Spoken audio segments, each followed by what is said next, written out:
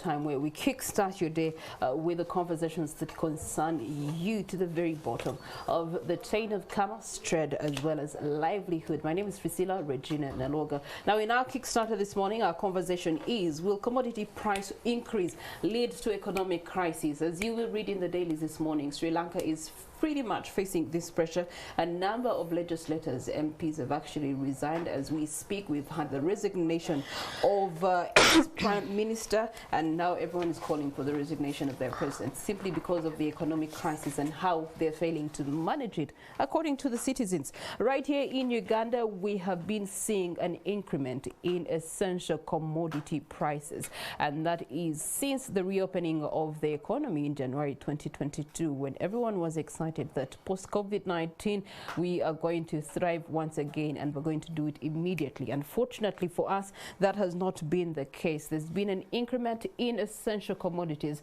It started with fuel. It came down to the bar of soap, and then on and on. And now even the construction industry is also under lots of pressure. So just looking at some of those increment percentages, when you look at, for example, the bar of soap, the price has increased by a whole 47.8%. You're looking at cooking oil that has increased by a whole 77.6%. Earlier on, our colleague behind the scene said they no longer buy oil. Chris has resorted to eating boilo because of that. And then fuel has increased by a whole 34%. This is the first time that we have seen diesel and petrol having the same price range. Absurd it is, but the question is, can we survive and then thrive once again as the Ugandan economy? Here to have these conversations with me, our guests, we do have Francis Muhire, who is an economist with MUBs. Good morning to you, Francis. Good morning, Priscilla, and good morning, dear viewers. How do you find the economy right now? Are you okay? No, of course, I can't be calm. And I don't think there is, those who are calm are very few.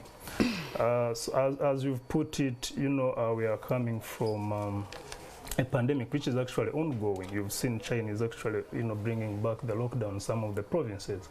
So we are in a tough time. And when you're in a tough time, you have to come up with tough measures. Okay. So, but the only challenge is that the way the regulator or the government is handling these tough times is not handling it with tough measures. Okay. All right. Well, we do have a representation of government here. Woman Member of Parliament for Kassanda, and that is Honorable Flavia Kalule Nabagaba. Thank you so much for joining us, Honorable Flavia. Thank you very much, Priscilla. Good morning, viewers. And we thank the Lord that has enabled you to wake up this morning. We pray for all those that are having different challenges in their homes, in their households. We pray that you overcome the challenges, and most importantly, we pray that our country may overcome the crisis it's in right now. Okay. All right. So, Mr. Muhire, as you were stating that in such a tough time as this, we should be having tough measures. In your capacity as an economist, what are the tough measures that you are referring to that you think should be implemented? Oh yeah, before I talk about the measures we can look at, I want us to first look at the whole picture. Even however much I'm saying these are tough times, some people may not actually see that indeed they are tough times, or they may not see them at that magnitude, that this is actually a very real serious problem. So for example, we have what we call external shocks. These economic external shocks, you as a country, you have no powers to stop them. They will always come. They have always been coming, and they will keep on coming. And some of these, external shocks, I've talked about the COVID-19 pandemic, which is still on, that has, paralyzed the global economy. You have the Russia invasion, to Ukraine, which also impacts or affects any other country, and Uganda is one of them. So you've talked about, a number of, essential goods whose prices, has, dramatically increased.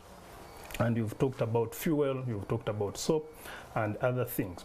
Let me tell you, we have one of the major drivers of inflation in this country is actually, fuel. And that's why, for example, when you look at what we call, energy, fuels and utilities inflation has more than doubled, just in a space of, we are talking about between January this year and May, as I speak today. So that EFU, inflation has more than doubled. So, of course, we saw the price of crude, per barrel on the global market, increasing. During the lockdown, it went as low as, $37 because the economic, activity was fully, put almost on a halt. But as the world's economy starts to recover, as people start to realize that, we have to come out of this whole pandemic, we have to go back to work. We've seen the price of, oil, increasing up to $130 per barrel. To date is around $107. So this tells you that the price of fuel is going to go high. When the price of fuel goes high, or oil, then expect other goods prices to also increase, because this oil is an input, either directly into running the machines in the factories or even transporting these goods. So, however, what I want to tell listeners out there is that the price increase in this country cannot be explained by those factors. In other words, when you see the price increases have dramatically increased, they do not match. Yes, we expect them to increase, but as we've put it, you've seen certain commodities price increasing by over 34%. Talk about fuel.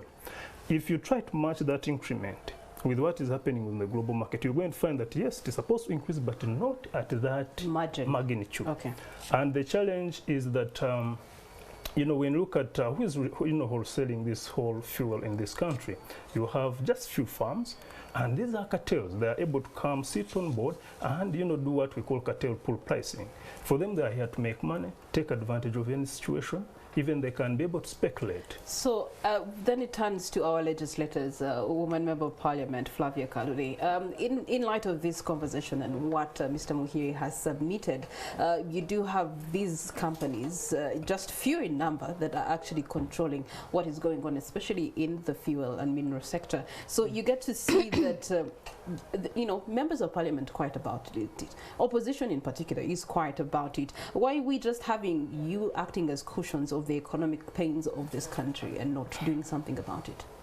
Thank you very much, Priscilla, and I really want to appreciate the fact that everyone is struggling right now, and not only just the ordinary citizens, but including everyone, including also members of Parliament. Actually, the other time we are talking about it and we are saying we are hard hit because we have to constantly drive to the constituencies, and the escalating fuel prices are really, taking a toll on us as well, because you can't tell people that I can't be there. Yeah, but you have the leeway of your fuel, card being increased by a few liters to consider. No, it hasn't yet been increased. It hasn't been increased. We are still at the same rate. But I'm sure you've tabled that conversation. So we have what we have tabled in Parliament, not just for us. We have tabled for all Ugandans, and we are not quiet as the opposition, because we have brought up this issue of the escalating prices in Parliament a number of times, to a point where we had the Minister of Trade and Industry come in to give us a report on why these prices are escalating by the day. Unfortunately, the report she gave us was offering very long-term solutions, and it wasn't quite sufficient. So we tasked her to go back as Parliament to bring a report that can address the immediate concerns of Ugandans on escalating prices. And to date, that report hasn't yet come back to Parliament. We are still waiting for it, and we hope that probably this week it will come back onto the order paper, so that you can have a final say into this and final input. As the alternative government, definitely with the leadership of the LOP, the leader of opposition, Mathias Mpuga, we have come up with alternative proposals, which we have discussed a number of times. We haven't yet presented in Parliament because the other report hasn't yet come up.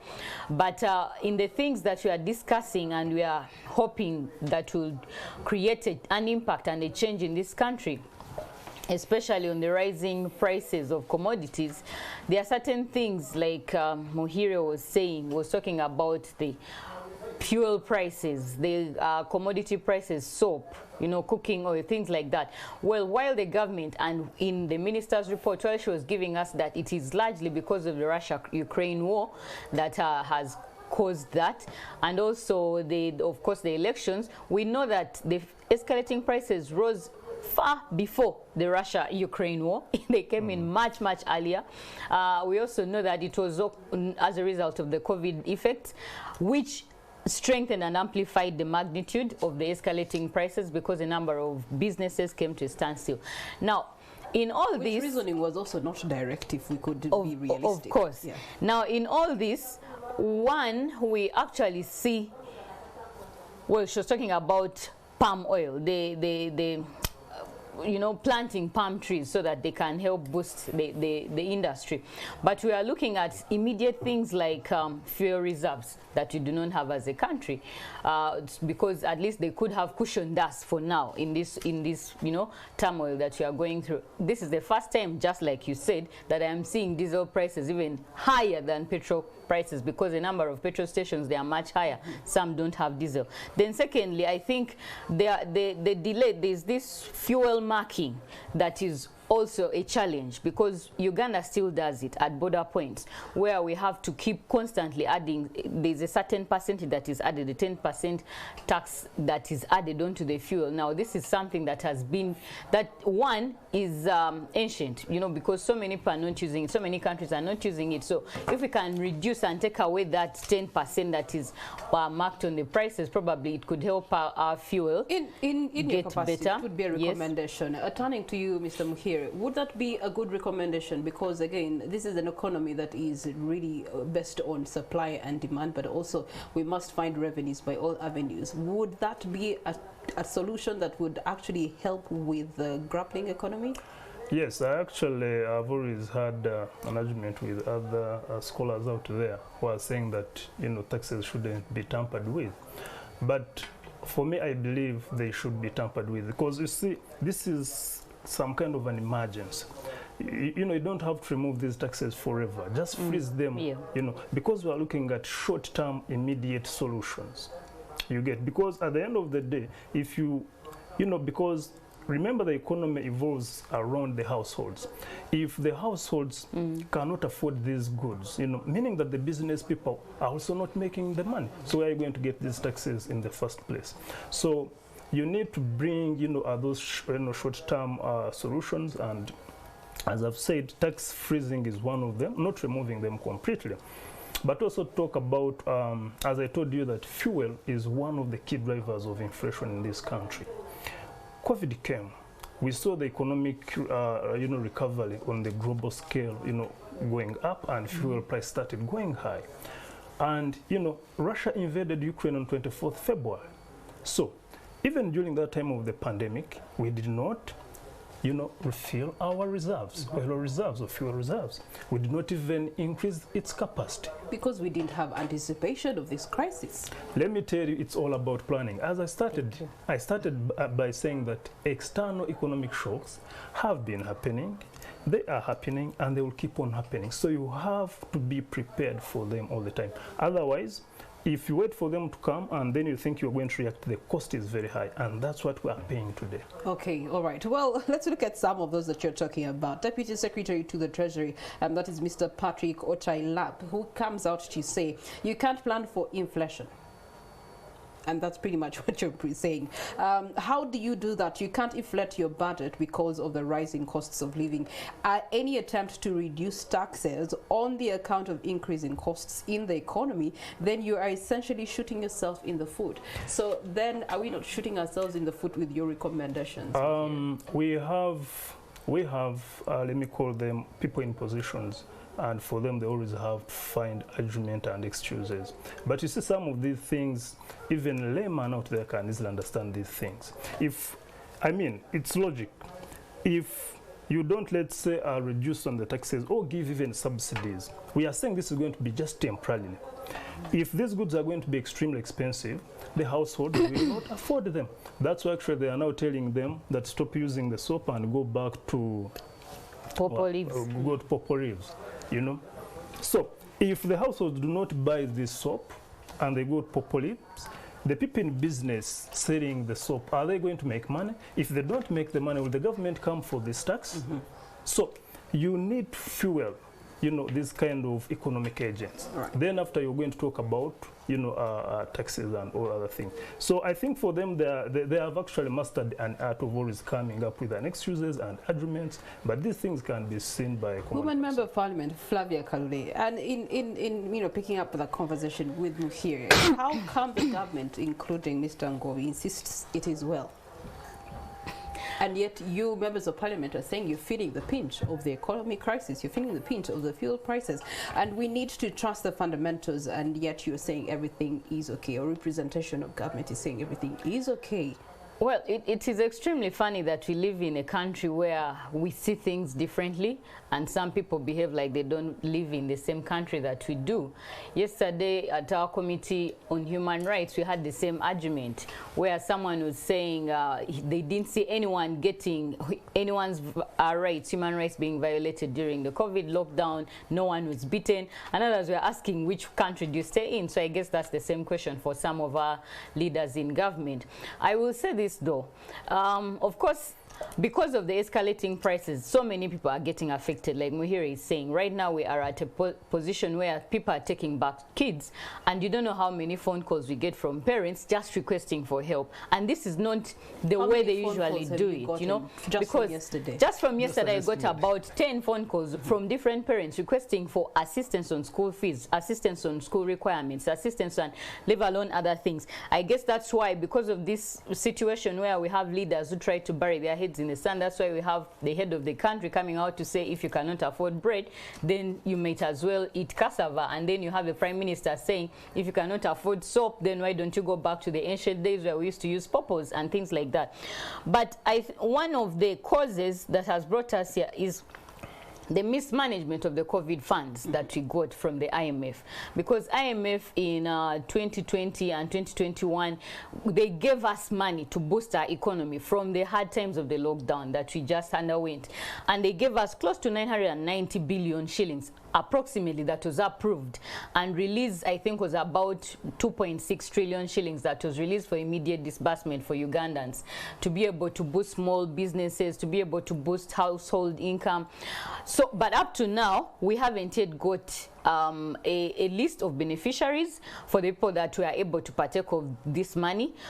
Government hasn't yet accounted, and when I say government, I'm talking about the executive, not parliament. They haven't yet accounted for those funds, how much money was spent, how much is still missing. We also have, because the balance that we have, close to 2.6 trillion as well, would be triggered, channeled down into the small businesses, the small SMEs, the small micromanagement, you know, enterprises, so that we can see how to boost household income, but also see how to boost the people who are selling soap, reduce their prices. Because when we have this boosted into the economy, then there's a reduction on some of these commodities. Some of the things that you're talking about are necessity goods.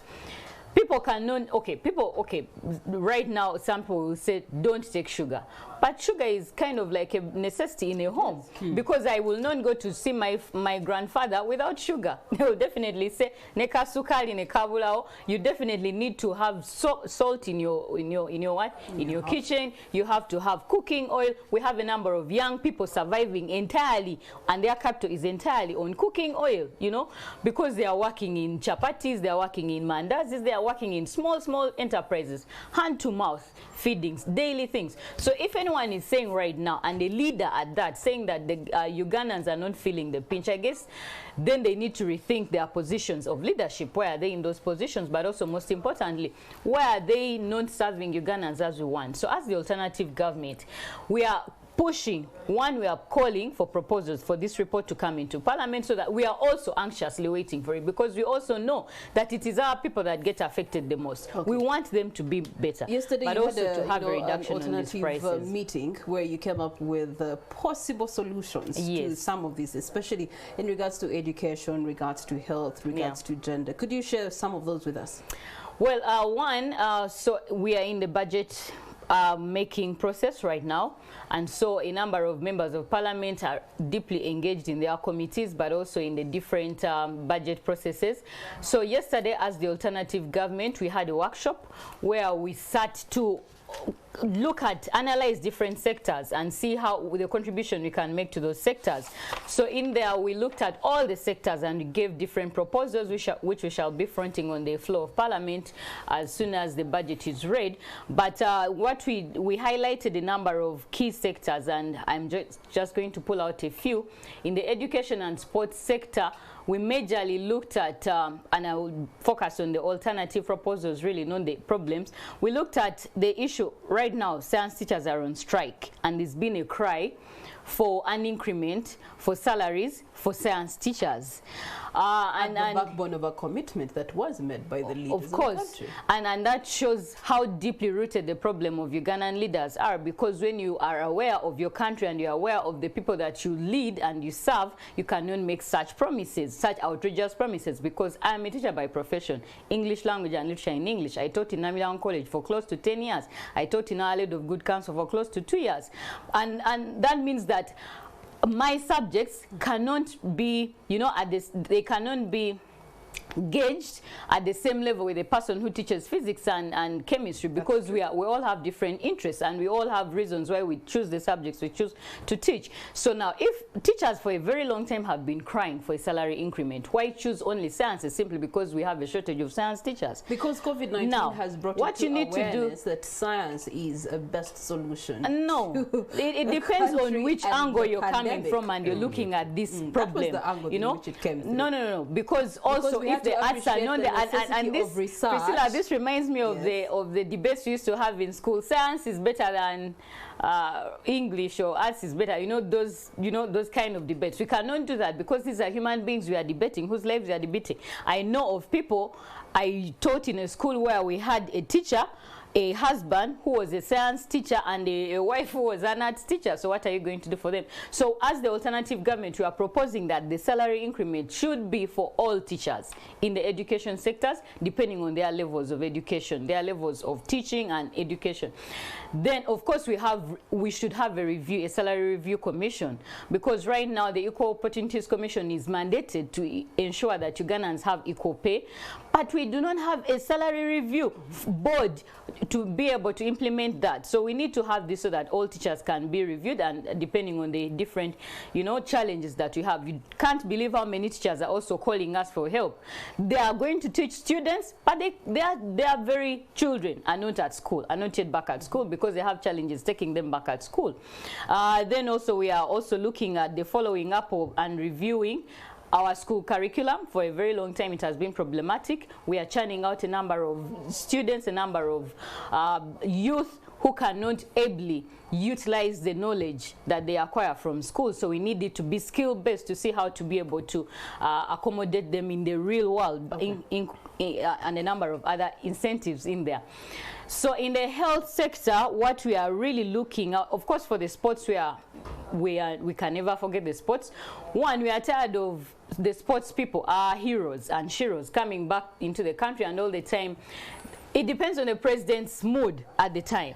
The handouts. We need to have a constant review on knowing of our words. With the current issue or that we are facing right now, the rising costs of living, and that is what we were trying to deal with earlier. We were looking at short-term, immediate solutions. So from the alternative government, short-term, immediate solutions that you could think could help take this country forward through this crisis. Priscilla, I was just highlighting what you were discussing in our alternative proposals. But of course, we also discussed the short term, and those were the very first, the very first proposals that I gave. One, and I told you that we hope that when this money is accounted for, we can subsidize. As you continue, Muhire, what would constitute short term in terms of solutions that we need for the country right now? Thank you. That's a very good question. Before I answer that, I would like to, to add on what she said about, different leaders who have come out to say, to issue out statements, and you wonder if we stay in the same country. It's something that has always been beating my mind. I've had several of them, and it's very easy for a human being, depending, the position they hold, to get detached from reality. And that's why actually we are here. Most of the people who are key decision makers in this country are completely detached from reality. I think next time, as from the opposition side, maybe try to suggest that, as we normally see groups of people going to Chankwazi and other areas, maybe they should also organize something, that is specifically going to bring people back to reality. Because it's all about, as a leader, you're supposed to put the public interest at heart before your personal interest. And that's why those people you're talking about, they have fuel cards. You get, even if it may not be enough because of what is going on, but for them at least they have where to start from. So to go back to your question, the short, the short term or the immediate, solutions we should be looking at. A lot of schools have already closed up. During the lockdown, most of the schools closed up. They can't open. So you have actually a few schools that are available for a constant number of students that are going back. We are talking about the household income dropping down. According to NDP's estimates, we have about 1.8 households that have actually been pushed into extreme poverty and vulnerability because of the COVID-19 pandemic alone. And one household in Uganda means 4.5 people. So you can multiply 4.5 by 1.8 million. So people there are really struggling. So what should the government do in this case? You have schools which are taking loans from the different commercial banks and other creditors. The government came in, all it was doing was to give a signal, give a signal. But remember, these creditors or commercial banks are here to make money. So they prefer taking actually this school's property. And if that money means milking the business owners, they will do for them, they are here to make money. So they would rather take, most of them have taken up the properties. Yes. What the government has tried to do to bring in money, support the circles of these stakeholders. Even due to corruption, you cannot bring accountability for that money. Even what has been allocated there is just a drop in an ocean. Okay. Yes. And still to add on that, it's a very good point we need to think about. The education sector, the health sector. These are the sectors that have been most hit with this COVID-19 pandemic.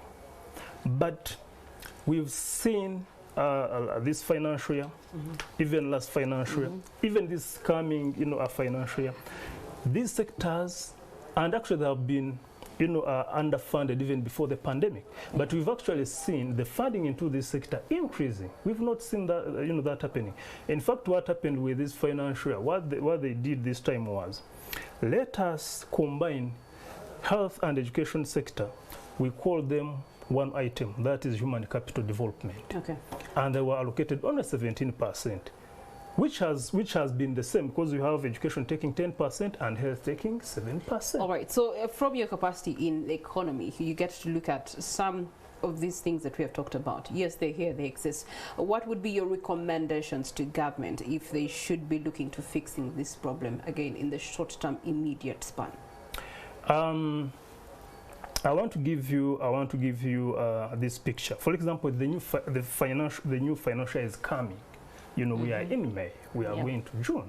So even adjusting the budget and allocate more funds to these most hit sectors like health and education would be a short term. Okay. Yes. All right. Now, speaking of which, my colleague Chris gave some nice recommendations earlier on when we were having this debate. And he said maybe from the side of government, they should cut on public expenditure. They already did, actually. What have they cut on? For some, because right now I know in Parliament, not so many people are going out of the country. The committee's expenditure was cut, so we are not spending as much as we used to spend. Actually, committees are crying that they don't even have money to conduct fully their work. I am aware of some of those cuts. Of course, that doesn't mean that that's all the expenditure there is that government is spending on. He also recommended cutting on incentives of the whole 529 members of parliament, some of these extra benefits. For now, you can forego them. No, for me actually what I would like and what we are pushing for so much is reducing the number of parliament, the number of members of parliament in that parliament. 529 is really absurd. That's not going to happen now, Honorable Flavia. It's not going to happen, but 3-4 years. Yes, but those are some of the long-term solutions to some of the crisis, economic crisis that the country can be in. Short term, well, short term is rather difficult, but for governments that plan for their people and have their citizens at heart, they're already subsidizing on a number of things. On a hotter spot, you as Honorable Flavia, with the incentives that you get with your position, what are you willing to part ways with so that people of Kassanda can be better? But that is what we are doing. We are basically sustaining our people in our constituencies as members of parliament, especially opposition members of parliament. I don't know about the NRM members of parliament, but we are basically, because Food shortages, we are the ones who come in. Right now we are in a rainy season, and a number of people are being hit in my country by the rains, and so they've lost property, they've lost food, they've lost all those things. We are the ones coming in with area members of parliament to give them food, to give them, you know, clothing, to see how to shelter for them. We are coming in to address, I've already told you about the school fees issue. I don't know how many kids I have paid for school fees just this term, beginning of term, and school requirements. Okay. You know, so we are already stepping in. We are doing way more and above. Okay. There was another schools have been hit hard, from... and schools have been calling out to us as members of parliament to help them, you know, so that they can start properly their terms, and also be able to recover some of their schools, because some of the schools were hit by storms, you know, and we are the ones basically building, constructing some of There those is schools. another recommendation that was given. This whole project of Buy Uganda, Build Uganda, how can we actually start it again to actually benefit us in such a time as this of crisis? Muhire. That's a very good question, but it would be unfair if I go to that before I talk about the first recommendation. I'm one of those people that have always, you know, said that you know, we have unnecessary spending. When you look at the, for example, this financial you have about it's around, I think, 21 trillion Ugandan shilling. This is going to recurrent, you know, expenditure. Okay. And this kind of expenditure, as a country, we are a small country. He has talked about this big parliament, you know, but it is just a parliament. What about these districts we are creating every day? These administrative costs that we are coming up with every day. Yeah. They come at a cost, and we don't need them actually. Okay. One last question for you, Muhire. What's the worst that can happen if the country runs out of fuel? That would be a disaster. I think you saw what happened the other time when, you know, the truck drivers went on strike. Yeah. That would be a disaster. Okay. All right. Clearly, we're in a state of disaster right now, and we do have Honorable Flavia Kalule here, who has committed that the alternative parliament government has come up with solutions, proposals within the next financial year that should be able to, if possible, adopted. And we really hope that the government will be able to adopt our proposals. Especially in the education and health sector, as well as gender. Maybe those in the long term can actually bring resolution to the economic crisis. For now, again, we commit to our livelihood, and it's the onus is in you and my hands, while we do wait for legislators to actually heed to what is happening to the rest of the country. Wait for them to come to the same voice and the same statement. You and I have a very tough challenge on our hands, but we must stride on, and nevertheless. So please stride on for the good of this country, but also for the good of your households. That is our Kickstarter from us this morning. We do have the tech notes this morning. We're going to be looking at understanding the national registration process, and we do have Rosemary Chisembo, who is the ED for NIRA, going to be giving us an insight into that discussion. Do you stay with us?